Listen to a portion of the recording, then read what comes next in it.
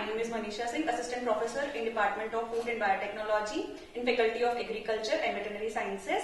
Today I am teaching you a topic on falling number in subject Advances in Cereal Science and Technology. Falling number is basically used to determine the alpha amylase activity in any flour or in the grain. So alpha amylase basically is an enzyme and it acts on the starch and breaks the alpha 1,4 linkage, glycosidic linkage, and produces different types of monosaccharides like glucose, maltose, and basically liquefies the slurry. Okay, the starch will basically break down into the glucose and maltose. Then by the liquefaction of the slurry, it will create various issues into the flour dough prepared for the bakery industry, in the baking, for the bread manufacturing. Okay, so to check the alpha amylase activity in flour, we basically did the falling number test. Okay, for this it is also known as Hexberg number, by which you can basically check or test the number of seconds taken by the stirrer to travel from top to the bottom of the test tube. Okay, so if the alpha amylase activity is too high, then it will take very less time, and if the alpha amylase activity is very low, it will take more time, and the number goes into the 400 seconds also.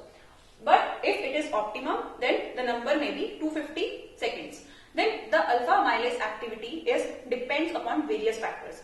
The alpha amylase may increase during the harvesting of the wheat crop, and the rain comes. Then the wheat kernels will germinate and the alpha amylase activity will shoot up. And the flour made from these germinated wheat kernels, it will basically high in alpha amylase activity. Then the flour or the dough prepared by these kernels, which are rich in alpha amylase activity, will lead to poor quality of bread. Okay, so that is very important to check the alpha amylase activity, for which we have to perform this test. This is the falling number apparatus, in which there is a water bath. The water is filled in this. Then in this water bath there is a test tube. You have to fill this test tube with the 7 grams of wheat flour and 25 ml of water and make the slurry.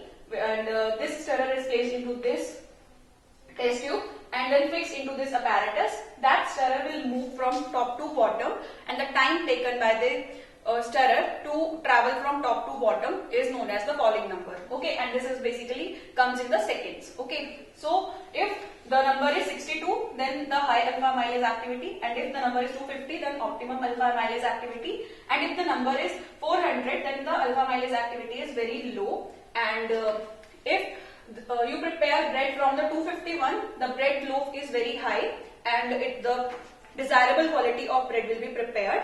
By the 62 and the 400 falling numbers, the bread loaf volume is very low, and that bread is not of good quality. Okay,